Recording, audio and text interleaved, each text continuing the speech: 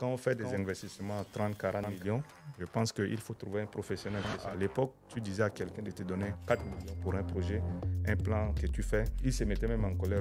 Le métier d'architecture n'est pas trop ancré dans leur tête. Donc, quand les Tchadiens veulent construire, généralement, ils se disent, moi j'ai mon plan, je fais ce que je veux. À l'heure où je vous parle, il n'y a pas une loi pour le permis de construire au Tchad. Donc, c'est-à-dire, tu peux faire n'importe quoi, ça passe. Il n'y a pas une loi. Et je pense que c'est à l'État pour que les choses soient durcies, pour que quelqu'un ne se lève pas un bon matin et commence à construire juste parce qu'il veut construire.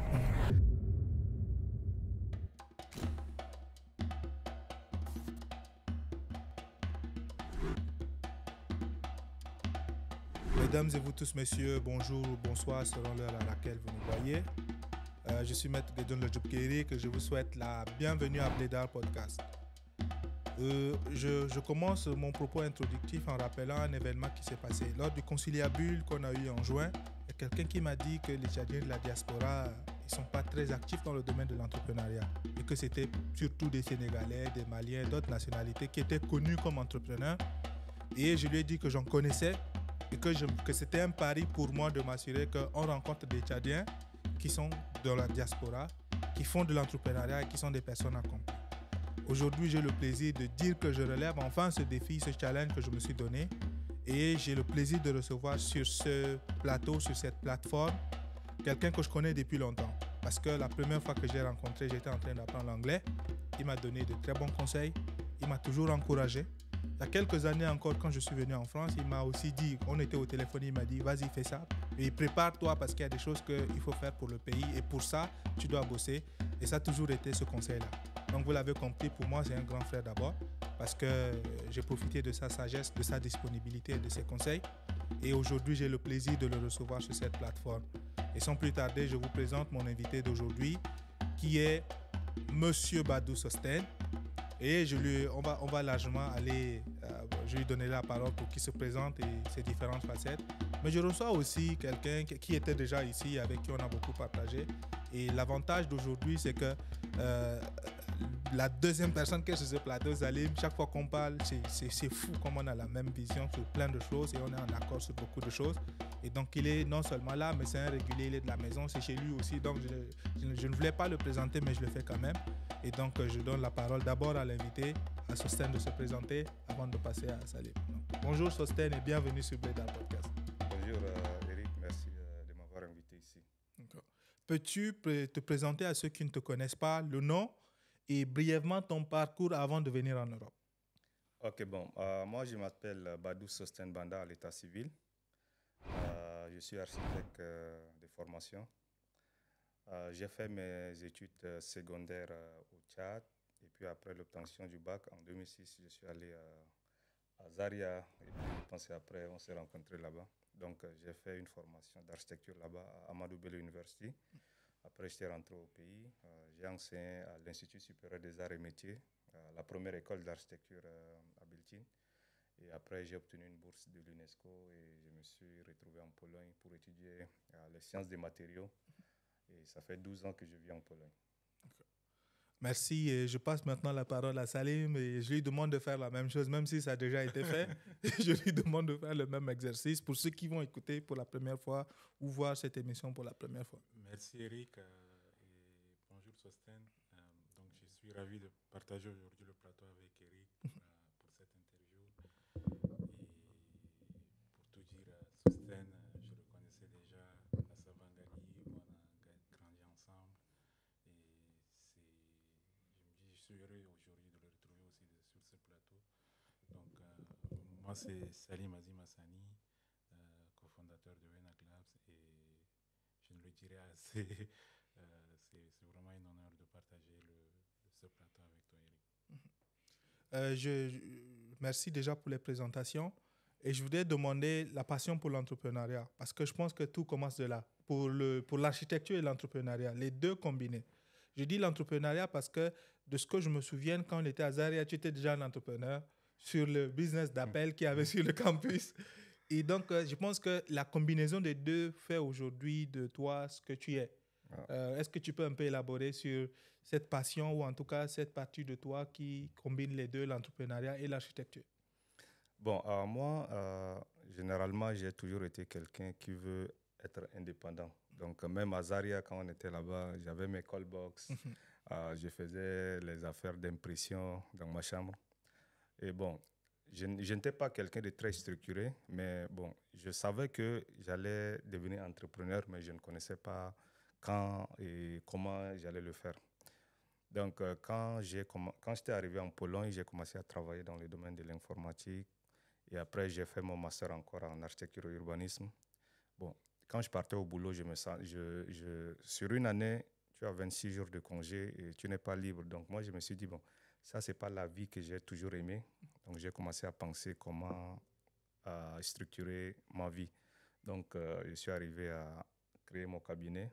Donc, et c'est comme ça que je me suis lancé. Et le cabinet a pris un élan un peu continental sur toute l'Afrique. Je pense qu'une grande majorité des gens connaissent quand même c'est quoi Kemed Studio au Sénégal, un peu partout. Et c'est comme ça que je me suis retrouvé dedans. Et depuis lors, le train est en marche. D'accord. Et la deuxième question, c'est justement Kemet Studio. Pourquoi le nom? Je sais que je vois la carte d'Afrique sur le coup. Je sais ce que Kemet veut dire. Pourquoi est-ce que cet appel? Est-ce que c'était...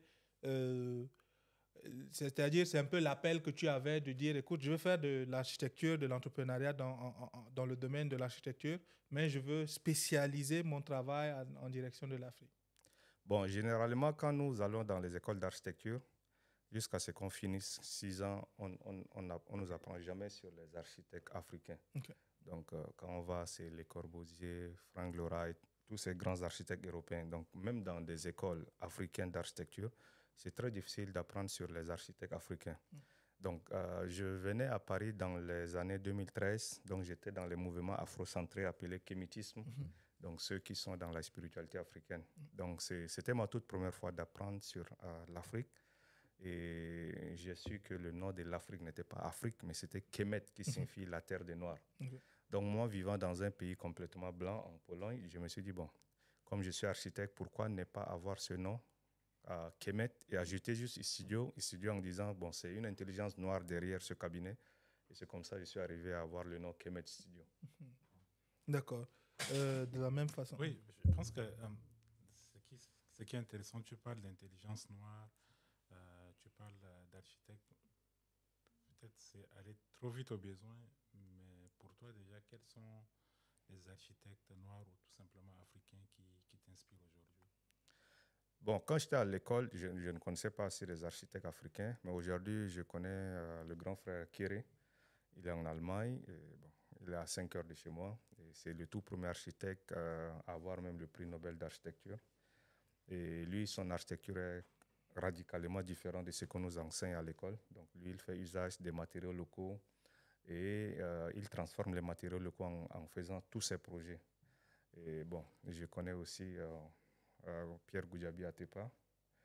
Et j'aime beaucoup aussi Kofi Diabaté. Donc, c'est 2 architectes ivoiriens qui ont fait le siège de l'Orange en Côte d'Ivoire. Et ils ont beaucoup d'autres projets qu'ils font actuellement au Bénin, où j'étais à cela quelques mois. Donc, ça, ce sont les 3 architectes que j'aime beaucoup, donc, qui m'inspirent. Mais ça veut dire que les gens que tu cites, c'est quand même des personnes contemporaines. Est-ce que ça veut dire que lorsqu'on étudie l'architecture de façon générale, en fait, finalement, il n'y a pas historiquement des architectes africains ou en tout cas noirs qui sont étudiés, qui définiraient un style d'architecture noire, par exemple? Moi, j'ai même envie d'ajouter peut-être aujourd'hui, on voit beaucoup de mouvements qui étaient en train de promouvoir, par exemple, la voûte nubienne. Est-ce que c'est des choses qui t'inspirent aussi dans ton travail de chaque jour? Je ne parle pas juste au niveau de l'esthétique, mais au niveau même du matériel. Quand on sait que, par exemple, nous, on vient d'un pays très chaud. Moi, je me souviens, c'est horrible, les murs en parpaing qu'on a.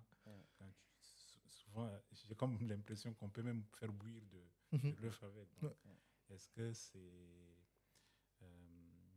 ce type d'architecture t'inspire dans ton travail? Ouais, je pense que ce type d'architecture m'inspire, mais il faut savoir qu'il faut avoir des centres de formation où ou des centres de recherche. Je pense que le pays qu'il a, c'est au Bénin, à Calavi, où il y a un centre français de recherche qui travaille sur les matériaux locaux, comment améliorer leur durée sans toutefois affecter leur propriété.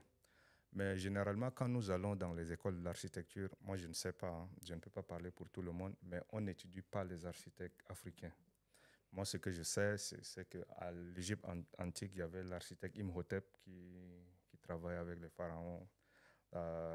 Imhotep, il était aussi l'autre, un dignitaire d'Égypte antique. Donc, il était aussi architecte. Mais quand nous allons à l'école, nos formations dans les écoles d'architecture sont classiques, c'est-à-dire basées sur un paradigme complètement européen.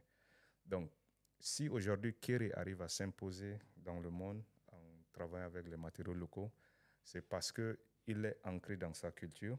Et bon, Kéré, comparé à d'autres architectes, il était d'abord maçon, menuisier, et puis c'est un constructeur. Mais dans les écoles d'architecture, nous ne sommes pas des constructeurs. On arrive, on nous formate autrement. Donc ça fait que et l'usage des matériaux locaux en Afrique, c'est mal vu aussi par certains. Certains, ils se disent, bon, moi j'ai de l'argent, pourquoi je dois utiliser les matériaux locaux chez moi? Parce qu'ils ne comprennent pas ils ne comprennent pas pourquoi ces matériaux locaux sont très importants avec le climat. Donc, quelqu'un voyage à Dubaï, il dit, j'ai vu tel projet, je veux le réaliser. Et les architectes, on ne s'impose pas, on est obligé de suivre la tendance. Mais je pense que si l'État arrive à avoir des centres de recherche où on peut travailler à les propriétés de chaque matériau local, comment transformer leur durée, ça pourra permettre aux nouveaux architectes que nous sommes de travailler avec ces matériaux. Et il faut savoir que la connaissance ancestrale aussi, il n'y a pas aussi beaucoup. Quand on va à Béché, on voit les maisons, c'est vraiment impeccable. Parce qu'il y a encore la connaissance ancestrale qui est là, mais je ne sais pas est-ce que ça va perdurer. Quoi. Ouais. Donc, c'est ça aussi le problème. Ouais, ouais. Tu parles d'Abéché, je pense qu'il y a eu récemment un centre de santé qui a été construit, mais uniquement sur... les dômes. Oui, voilà. Sous forme de dômes et tout. Apparemment, c'est intéressant. C'est super intéressant. Je pense que la conscience de l'identité africaine dans tous les secteurs est importante. Par exemple, je veux dire, là, tu parles du domaine purement de l'architecture, mais entre la formation qui te formate sur un style purement occidental et la prise de conscience de ton identité avec le mouvement Kémit dont tu as parlé. Mais tu as poursuivi tes études après cette conscience-là. Aujourd'hui, je sais que tu as une formation ici qui se clôture très bientôt. Est-ce qu'après cette conscience-là dans tes recherches actuelles déjà, est-ce que c'est quelque chose que tu intègres? Est-ce que tes recherches actuelles portent justement sur africaniser un peu l'architecture que tu connais? Ouais, oui, je me suis rendu compte que ma touche est purement occidentale, même si le nom du cabinet est africain. C'est quand j'ai décidé cette année de faire un voyage dans plusieurs pays. J'étais au Burkina, au Bénin, Ghana, Togo, juste pour voir la culture. Et quand j'étais arrivé au Bénin, j'étais à Calavi et j'ai vu le centre de recherche là et je me suis dit, en revenant, il faut que je commence à changer des choses. Et là, j'ai fait un projet étatique pour le Tchad, un grand marché. C'est purement africain. Donc, quand j'avais posté ça, les gens ont dit, ton voyage t'a inspiré. Donc, je me lance ce défi dans les années à venir. Ma touche va changer et je ferai beaucoup usage des matériaux locaux. Mais l'important, ce n'est pas simplement de faire usage, mais de comprendre comment les éléments dans les matériaux locaux, ça fonctionne. Et puis leur propriété thermique et tout ça. Et je pense que si l'État tchadien veut vraiment nous aider, on peut mettre en place un centre de formation ou un centre scientifique qui traitera que les matériaux locaux. Et je pense que le climat tchadien, ça ne va pas beaucoup plus avec le parpaing qu'on utilise, c'est le béton, quoi, parce qu'il fait extrêmement chaud. Moi, j'ai envie qu'on revienne un peu sur ton parcours. Parce qu'on est quasiment de la même génération. Bon, de la même génération, pas quasiment, nous sommes de la même génération. Ouais. Et on sait comment, en fait, les choix de filière au moment d'aller à l'université s'opèrent pour nous. C'est souvent des choix qui s'imposent à nous, Ouais. soit parce qu'on a voulu étudier tel ou tel autre domaine, mais par manque d'opportunités, ou tout simplement par manque possibilités et de moyens de le faire, on va vers quelque chose qu'on n'a pas forcément aimé. Toi, à quel moment exactement tu as décidé d'être architecte et pourquoi? Bon, moi, franchement, jusqu'à la terminale, jusqu'à ce que je voyage, je n'ai jamais pensé étudier l'architecture parce que moi, je pensais faire la médecine. Donc, quand j'étais allé à l'université, j'ai fini la langue. Il y avait une sœur déjà à l'époque, elle était en architecture. Donc, bon, ceux qui savent, les étudiants en architecture sont tout le temps submergés par les travaux. Donc, elle m'a fait venir dans le studio. Elle m'a dit, Sostène, voici un portrait, il faut reprendre ça pour moi. Et puis après, je vais déposer. Je pense 2 semaines après, elle m'a appelé, elle m'a dit qu'elle a eu une très bonne note. Et elle m'a dit, je vois en toi un bon architecte. Moi, je lui dis, non, non, moi, je ne vais jamais déposer pour l'architecture. Et elle a vraiment insisté. Donc, le premier choix, j'avais déposé pour l'architecture. Et le second choix en génie électrique. Mais après ça, j'ai quitté Zaria. Je suis allé à Lagos pour commencer l'informatique parce que je me disais peut-être à l'université, je ne pourrais pas tenir parce que j'avais un problème de santé à l'époque très énorme. Donc, c'est comme ça que j'ai obtenu l'admission et je me suis lancé dans l'architecture. Et quand j'ai commencé à poster mes travaux, ça a pris un élan partout et beaucoup m'apprécient. Ils me disent, ah, bon, peut-être tu es doué en architecture et c'est comme ça. Je suis devenu passionné de la chose, quoi. D'accord. Je voudrais justement, lorsque tu crées Kemet Studio et ton rapport qu'il y a avec la diaspora, je pense que ça a commencé avec la diaspora qui a vu la vision et surtout des gens qui sont ici et qui veulent mener des projets en Afrique. Et je pense que ça pose deux problèmes. Il y a le problème de celui qui est ici qui dit je veux une maison en Afrique, mais je veux essentiellement ma maison de France, là, un truc similaire. Ouais. Et il y a vraiment la réalité que toi tu vois qui dit effectivement le matériau il n'est pas bon, il faut vraiment utiliser autre chose. Donc, est-ce que tu peux parler un peu de ce rapport-là que tu as déjà avec la diaspora ou les institutions ici qui te font confiance, mais quand même qui te demandent un exercice qui un peu est en déphasage avec la direction que tu as parce que tu prends une formation occidentale, tu es en train d'africaniser et tu as des clients qui disent écoute, je veux essentiellement que tu reviennes à ta formation de base pour faire ça. Ok, bon, moi au niveau de la diaspora, je suis très connu jusqu'à ce que les gens de la diaspora m'appellent l'architecte de la diaspora parce que je passais souvent sur la chaîne du grand frère Philippe Simo, puis j'étais à Business Africa et plusieurs autres événements. Bon, la clientèle au niveau de la diaspora commence à comprendre parce que, par exemple, ici, quand on conçoit, on peut avoir une douche qui n'a pas de fenêtre. Mais pourtant, on a juste un système de ventilation mécanique qui change l'air. Mais en Afrique, ces choses, ce n'est pas possible. Donc, quand tu conçois, tu dois les expliquer, les contextes. Et l'avantage que j'ai est que j'ai une double formation. J'ai la formation africaine, même si c'est formaté, mais dans la conception, elle est un peu différente. Et j'ai la formation ici européenne. Donc, quand en combinant les deux, ça va bien. Donc, je travaille beaucoup avec la diaspora ivoirienne, congolaise, malienne, sénégalaise. Maintenant, les Tchadiens, quand même, arrivent à me faire confiance aussi. Et dans justement cette collaboration, est-ce qu'il y a quelques projets que tu peux évoquer? Parce que même si moi, je te suis et que j'ai une idée très précise, mais est-ce que pour ceux qui ne connaissent pas, quelques projets que tu as réalisés dans quelques pays? Bon, moi, j'ai réalisé des projets dans plus de 23 pays. Bon, à mon jeune âge, bon, je suis très content parce que j'ai réalisé un immeuble au Tchad de 10 niveaux. Je pense que quand quelqu'un te confie un projet de cette taille, c'est-à-dire la personne t'a vu, t'a cerné, la personne t'a dit peut-être techniquement, il peut le faire. J'ai fait assez de projets immobiliers en Côte d'Ivoire, au Sénégal, au Mali. Et là, actuellement, je suis en train de travailler sur un hôtel et un immeuble à Douala aussi. Donc, j'ai fait énormément de projets. Le cabinet, on a fait plus de 300 et quelques projets, donc on ne peut pas tous les énumérer. Et je pense qu'on ne va pas s'arrêter là, on va continuer à travailler. Et d'ici ce mois, je serai au Tchad pour l'installation aussi du cabinet qui s'est déroulé à N'Djamena. Donc, je me suis dit, ça fait des années que je suis dehors. Donc, ça sera bien de revenir dans son pays, avoir le cabinet. Donc, les cérémonies vont se passer d'ici peu. D'accord. Je pense que je serai à la cérémonie, sauf s'il y a un changement majeur. Mais je voudrais parler de ton attachement au Tchad.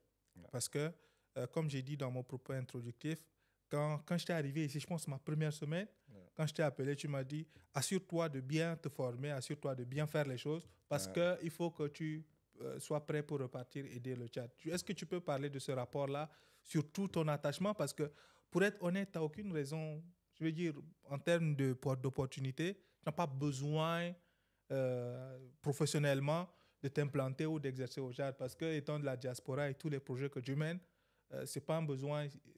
Au-delà de l'aspect patriotique, je ne vois pas le besoin de repartir t'installer au Tchad. Donc.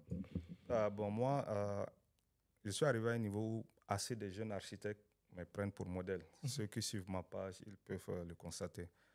Et, ce n'est pas que les Tchadiens, donc des Ivoiriens, un peu partout, même au Brésil, tout ce qu'on fait, beaucoup de jeunes architectes me prennent pour modèle. Et j'ai décidé de lancer récemment une formation sur les logiciels. Et je me suis rendu compte, je voulais juste 20 étudiants, ou bien professionnels. Donc, je me suis retrouvé à 300 et quelques personnes qui veulent se faire former. Il y a même des cabinets d'architecture qui m'appellent pour former leurs professionnels, c'est-à-dire leur staff. Donc, moi, je me suis dit, mais comment je peux avoir toutes ces connaissances et rester ici? Et je sais qu'il y a assez de jeunes qui sont au Tchad, qui me prennent aussi pour modèle. Peut-être ils n'ont pas le moyen de se faire former. Pourquoi ne pas aller sur place, les aider, les équiper? Parce que l'avantage que moi j'ai par rapport à d'autres architectes est que je peux faire des projets dans plusieurs pays, ce qui n'est pas donné à beaucoup des architectes.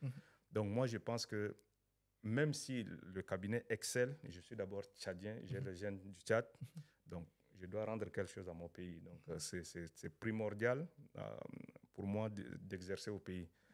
Et bon, en termes de formation, aujourd'hui, quand les jeunes arrivent en Occident, beaucoup lâchent. Ils se disent, bon, moi je suis ici, je me suis trouvé un petit boulot, ça me va, je peux prendre soin de ma famille, c'est pas comme ça. En Occident, il faut assez se former parce qu'ici, il y a la connaissance. Donc quand on arrive, là, je fais une autre formation en France que je soutiens ce lundi, le 4. Je fais la HMO. Donc, cette formation me donne la possibilité, comme un architecte français, c'est-à-dire je peux signer les projets en France. Donc, je peux m'inscrire à l'ordre des architectes. Donc, je fais la soutenance le 9 et j'espère que ça va bien se passer. Et tous les jeunes Tchadiens qui sont dehors, moi, c'est le conseil que je peux leur donner. En restant en Occident, plus tu dures, il faut se former. Quand tu repars, l'État aura toujours besoin de toi. Parce qu'au Tchad, généralement, il y a certains projets que nous, on peut les mener, mais on est obligé de donner aux étrangers, aux architectes étrangers. Mais pourtant, moi qui suis tchadien, on me donne les mêmes privilèges au Cameroun, au Sénégal, en Côte d'Ivoire. Et on fait des concours même, on les gagne devant les grands cabinets. Donc moi, je me suis dit, c'est le moment de rentrer au Tchad et puis travailler avec le chef de l'État. Tu rentres définitivement, c'est ça? Ouais, je pars m'installer, je vais installer le cabinet. On a commencé le processus de recrutement, on a notre siège et puis on va voir comment ça va se passer, quoi. Ok. Tu as parlé de formation et de labo, donc test et tout ce qu'il y a en termes de matériaux. Ouais. Est-ce que pendant ton séjour au Tchad, en tout cas ton retour au Tchad, je vais dire ça comme ça, est-ce que tu as, comme pour projet de soi, tu as parlé de formation, mais un cadre plus formel, peut-être avec des partenariats, que ce soit avec des institutions de formation sur place, ou encore que ce soit au sein de ton cabinet? Est-ce que tu as ces deux aspects de projet que tu veux mener au Tchad? Ouais, moi, je pense que je travaillerai beaucoup plus avec l'ambassade de la France et l'Allemagne et l'Union européenne parce que eux, concernant ces financements pour un centre de formation où on fait usage des matériaux locaux, ça les fera beaucoup plaisir. Il y a l'UNESCO aussi qui est sur place. Je pense que quand je veux arriver, je veux m'approcher de ces personnes et avoir un plan normal et puis travailler aussi avec le ministère d'urbanisme dans ce domaine parce qu'on a remarqué qu'au Tchad, tout le monde n'a pas les moyens pour s'offrir une belle maison. Mais je pense qu'avec les matériaux locaux, on pourra réduire le coût et les gens pourront avoir quand même des maisons décentes. Et on a remarqué qu'avec l'inondation, beaucoup de familles ont perdu les leurs dû aux écroulements. Et je pense que le rôle des architectes, ce n'est pas simplement travailler pour les particuliers, mais apporter des solutions et puis exposer ça à l'État. Et c'est à l'État de pouvoir élargir ça, quoi. Tu as relevé un point assez important tout à l'heure en parlant d'inondation. Et je pense qu'on fait déjà face aux questions de changement climatique. Et Dieu seul sait combien nous sommes exposés à cette question. Toi, en tant qu'architecte, quels sont les moyens, sinon les procédés à mettre en œuvre pour pouvoir se parer contre tous ces phénomènes? Parce que là, c'est les inondations. On sait en N'Djamena comment en fait, nos maisons sont envahies par les poussières et que malheureusement, il fait très chaud, on ne peut pas utiliser des vitres. comment faire en sorte d'avoir à la fois une maison aérée, mais peut-être c'est une question plus technique, mais comment faire en sorte d'avoir une maison à la fois aérée, mais qui empêche aussi la poussière, par exemple, d'entrer. Comment faire? Bon, je vais traiter d'abord le problème d'inondation. Le problème de changement climatique est général. Même si on sait qu'il y aura d'inondation, il faut envisager des solutions un peu scientifiques. Je pense que, surtout concernant N'Djamena, on a une topographie un peu basse. Donc, on a construit sur la voie de l'eau, c'est naturel. Mais il y a des pays qui ont construit leur ville carrément sur l'eau même. Ou encore, donc, je pense que l'État doit mettre en place un comité scientifique pour traiter ce problème, comprendre qu'est-ce qu'il faut faire. Donc, moi, ça, je laisse ça aux urbanistes, je ne vais pas trop m'hasarder dans ça. Mais concernant nos maisons, par exemple, je pense qu'au Tchad, les gens ne plantent pas même les fleurs. Quand on conçoit, la cour, elle est juste vide. Pourtant, quand il fait très chaud, on peut en concevant nos projets, il faut beaucoup de les fleurs qui va créer un petit microclimat. Par exemple, ceux qui ont la chance d'aller à Hilton, quand on arrive à Hilton, à l'ancien hôtel Hilton, vous voyez que le climat est différent parce qu'ils ont beaucoup misé sur la végétation. Donc, il y a des choses que les professionnels doivent imposer ça. Et je pense que si on fait 2-3 projets de ce type et que la population en a conscience, les gens vont commencer à planter les fleurs, les arbres chez eux, quoi. Donc, là, tu parles d'urbanistes. Après, il y a des ingénieurs civils, il y a des architectes. C'est quoi la différence? Parce que pour nous, très souvent, au Tchad, c'est voilà, j'ai un cousin qui a fait génie civil, donc il va me faire un dessin, il va me construire ma maison, ou bien le maçon, n'importe qui peut se permettre de construire. Quelle différence en fait il y a entre tout simplement un ingénieur civil et un architecte? Bon, dans le domaine du BTP, l'architecte, c'est comme le chef. Je ne dis pas que les autres sont des subalternes, non, mais on a des tâches très bien définies. Donc, les architectes, nous, on fait la conception, c'est-à-dire, s'il y a un projet, on l'imagine, on l'amène ça dans la réalité. C'est l'artiste, quoi. L'artiste, Ouais. donc de la réalité, mais tout en prenant en compte l'aspect technique. Donc, de la réalité, ça reste virtuel jusqu'à l'ordinateur. De la tête jusqu'à l'ordinateur. L'ingénieur, maintenant, va prendre cette réalité qu'on a de la tête à l'ordinateur dans la vraie vie. C'est-à-dire la structure, comment le bâtiment va tenir. Bon, dans l'ingénierie, il y a plusieurs. Il y a les ingénieurs en génie civil, il y a les ingénieurs, il y a les géologues, il y a ceux qui font les études géotechniques, les géotechniciens. Donc, avant même que, par exemple, qu'on fasse le projet, l'ingénieur en géotechnique doit dire à l'ingénieur en génie civil que le sol est comme ça, les composants sont comme ça. Par rapport à ça, il s'adapte, il fait ses calculs. Il y a les ingénieurs en génie électrique, ingénieurs informaticiens, tous. Parce que dans le bâtiment, ce n'est pas juste le dessin qu'on fait, mais il y a l'ingénierie dedans. Donc, il y a l'ingénieur, par exemple, les plombiers, tout ça. Donc, c'est un groupe. Donc, on est différencié, mais avec chacun son rôle. On voit beaucoup d'immeubles, même des maisons, en fait, quand elles sont construites à un moment, on voit qu'il y a des fissures, très souvent. Ou soit, par exemple, en Côte d'Ivoire, où on a eu beaucoup de cas d'éboulement, des écroulements. comment on appelle, d'immeubles. Ouais. J'ai pas envie de dire ça, mais c'est à qui la faute? C'est aux ingénieurs civils ou bien aux Non, architectes? la faute est répartie parce que peut-être il n'y a pas un encadrement. Donc, avant qu'un immeuble soit construit, on doit confier ça aux techniciens. Donc, il y a des particuliers qui se disent, OK, ils sont au-dessus de la loi, ils veulent construire un immeuble, ils trouvent un technicien, ils ne font même pas les études géotechniques. Et puis après, le bâtiment s'écroule. Mais il y a un deuxième facteur, ça peut être aussi dû aux qualités des matériaux. Donc, si on doit construire, il faut un bureau d'études, de contrôle qui va venir tout le temps tester les qualités des matériaux qu'on utilise sur place. Il y a certains qui, quand ils ont des projets comme ça, ils n'impliquent pas les bureaux de contrôle. Donc, ça fait que quand on construit, après 2, 3, maximum 1 à 2 ans, on commence à voir les fissures. Donc, et parfois, le bâtiment s'écroule. Par exemple, en Côte d'Ivoire, c'est fréquent. C'est fréquent que les bâtiments s'écroulent parce que ce sont des grands immeubles qu'on fait. Au Tchad, on ne voit pas trop ça parce que on n'a pas assez de moyens pour construire des grands immeubles encore. Mais au moins, la faute est départagée. Donc, avant qu'un immeuble arrive à la construction, il faut un permis. Donc, ça doit passer par le permis. Tu dois avoir l'obtention du permis. Donc, tout doit se vérifier. Et généralement, en Afrique, même si tout est vérifié au chantier, ils font autrement quelque chose d'autre. Et c'est ça qui expose l'écroulement des immeubles un peu partout, quoi. OK. Moi, j'ai une question pour rebondir là-dessus, et c'est peut-être ma dernière question, mais c'est en deux volets parce qu'on arrive au bout. Ouais. Et c'est justement, je pense que si en partie, il y a des écroulements, il y a des négligences, il y a une question de mentalité.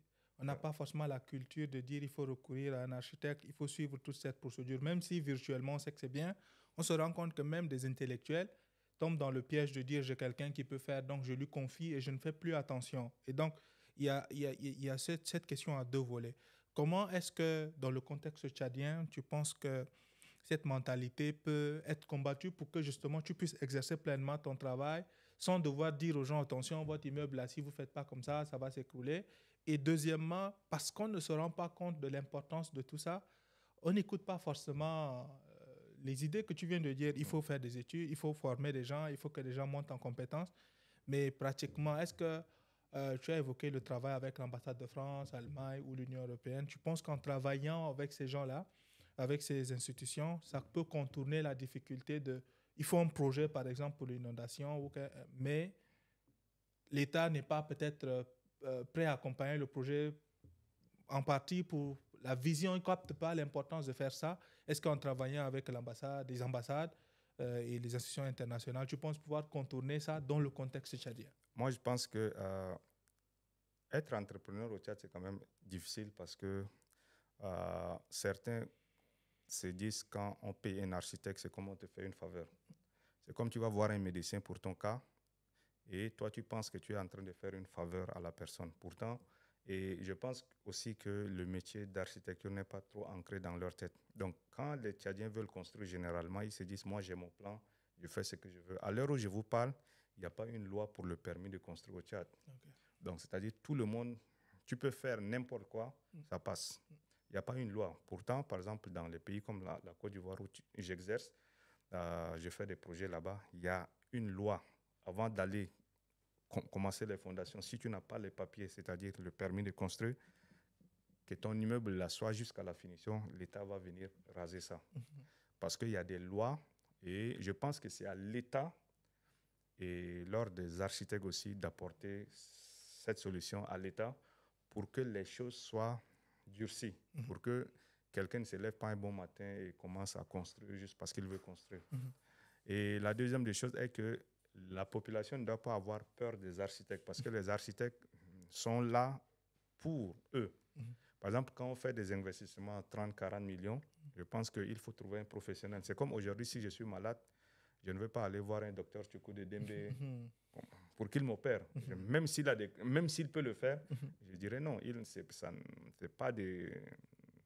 n'est pas de son domaine. Donc, je dois aller voir un médecin pour que le médecin m'administre les choses qui vont m'aider. Donc, je pense qu'il y a un travail à faire dans la conscience collective des Tchadiens pour qu'ils comprennent que les architectes sont là pour eux et les architectes sont là pour les aider à travailler sur leurs projets. Et je pense que maintenant, les jeunes cadres nous font déjà très confiance. Il y a des gens, à l'époque, tu disais à quelqu'un de te donner 4 millions pour un projet, un plan que tu fais, ils se mettaient même en colère. Mais aujourd'hui, de plus en plus, les gens sont capables parce qu'ils comprennent et ils ont voyagé surtout. Et les mentalités commencent à un peu changer, quoi. Tu as relevé quelque chose d'assez intéressant en lien avec la législation, même sur la construction au Tchad. Moi, j'ai envie de dire, là, tu vas rentrer pour lancer ton cabinet, mais personnellement, qu'est-ce que tu ferais pour que déjà, quand tu vas réaliser un plan pour un client, qui puisse se dire, ah, cet architecte qui m'a plutôt rendu service, mais pas plutôt qu'il se sente plutôt en position de force et dire qu'il est plutôt en train de te rendre à toi service. Ça, c'est de un. Et de l'autre point aussi, comment faire en sorte de rendre accessible comment on appelle, ton savoir-faire à tous, parce que Dieu seul sait, on sait que ce n'est pas tout le monde qui a les moyens de venir vers un architecte. Mais comment faire en sorte que tout le monde puisse avoir accès à un architecte à un moment donné? Bon, la première des choses, il faut que l'ordre des architectes au Tchad mette déjà des trucs, des lois sur place et que le président de la République approuve ces lois et que tous les ministères soient au courant, la mairie soit au courant, que avant de faire quoi que ce soit, un projet, si on voit quelqu'un en train de creuser quelque part, on vient, il faut avoir les panneaux, par exemple les panneaux des chantiers, c'est-à-dire chaque Tchadien qui veut construire, que ce soit un immeuble. Bon, pour le permis de construire, il y a des projets, on n'a pas besoin de permis de construire. Par exemple, 150 mètres carrés, ça passe. Mais les projets au-delà, les immeubles, les R+1, il faut avoir le permis de construire. Et je pense que l'État doit appuyer l'ordre des architectes et le président doit nous aider dans cet élan. Et tous les ministères doivent coordonner avec la mairie. Et après, on peut faire des séminaires tout le temps, inviter la population pour que... Je pense que la population même ne sait pas c'est quoi le permis de construire. Donc, c'est à nous, les professionnels, d'avoir des forums, les inviter, les expliquer. Et après, on doit avoir des quotas, c'est-à-dire l'ordre des architectes doit décider, mettre des quotas. Si un projet coûte 30 millions, l'architecte a par exemple 3%. Si un projet coûte, il faut avoir les barèmes pour que quand un client arrive vers moi, je lui dis, voici l'ordre des architectes à un barème. Bon, c'est 3%. Moi, par exemple, si je veux 4%, c'est par rapport à la qualité du travail que je fais. Et on doit expliquer aux clients qu'on le fait pour eux. Et ce qu'il faut tenir aussi, il faut la déontologie, parce que beaucoup de clients ont été abusés aussi par les professionnels. Ils les confient leur marché, il y a des surfacturations énormes. Et quand le client se rend compte, le client se dit, mais celui qui est censé être me protéger en tant que professionnel est celui qui est en train de m'escroquer. Donc, ça fait que beaucoup de clients désistent. Je pense qu'il faut garder la déontologie vis-à-vis de l'honnêteté envers les clients, quoi. D'accord. Bon, moi, j'ai plus de questions dans ce sens. Je te remercie simplement pour ton temps, pour ta disponibilité. Merci. Et c'est l'occasion pour moi de te remercier pour toutes ces années de conseils, d'écoute. Donc, je vais m'arrêter là. Je vais te donner le mot de fin et après, je donne un mot à Salim aussi avant de clôturer le numéro d'aujourd'hui. Ok. Moi, j'aimerais remercier les Tchadiens parce que maintenant, quand même, beaucoup commencent à reconnaître mon talent. Et j'arrive au Tchad pour lancer le cabinet. Et les jeunes frères qui sont au Tchad, moi, j'arrive, ils peuvent m'approcher, ceux qui veulent des formations dans différents logiciels. Moi, je serai très ouvert à les aider. Et je remercie Salim d'être là aussi. C'est un modèle aussi pour nous autres, parce qu'entreprendre au Tchad, ce n'est pas facile. Donc, il a osé. Et Venalab jouit d'une reconnaissance aussi nationale. Quand on parle d'informatique, on fait allusion à ta structure. Et merci d'être ici aussi à Paris avec vous. C'est un plaisir. C'est un plaisir partagé d'être sur ce plateau avec vous. Et c'est très encourageant de voir aussi des gens qui peuvent déjà évoluer en dehors du pays, penser rentrer un jour, contribuer aussi donc à l'édification de notre chère nation. Et c'est encourageant et vraiment félicitations pour tout ce que tu fais. Merci. D'accord. Merci à tous ceux qui nous regardent. Je rappelle que dans ce numéro, nous avons reçu Monsieur Badou Sosten Banda en compagnie de Salim Azim Hassani.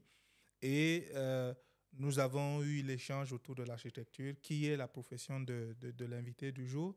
Et je voudrais donc rappeler qu'il sera au Tchad bientôt, comme il a dit.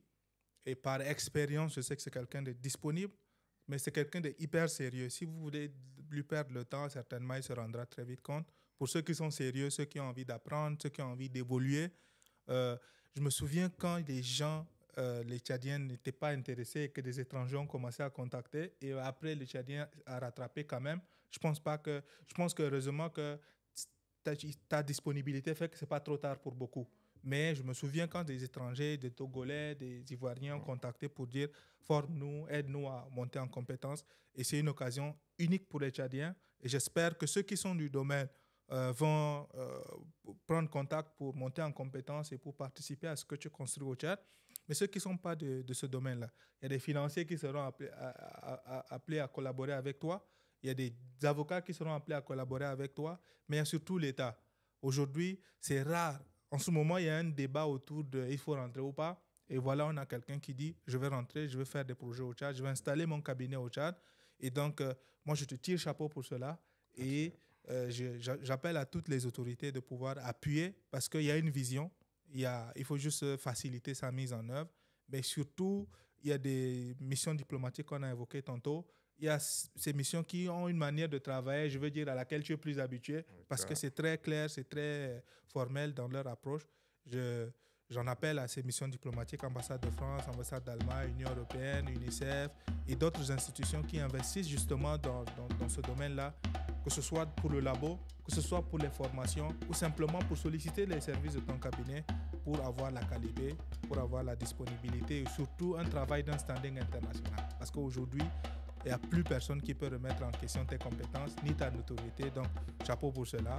Et j'espère que le Tchad t'accueillera les bras ouverts et surtout qu'on t'ouvrira les portes pour que tu puisses exécuter parfaitement ta mission. C'était un plaisir d'échanger avec vous sur ce numéro. On se donne rendez-vous au prochain numéro. Merci pour votre aimable attention.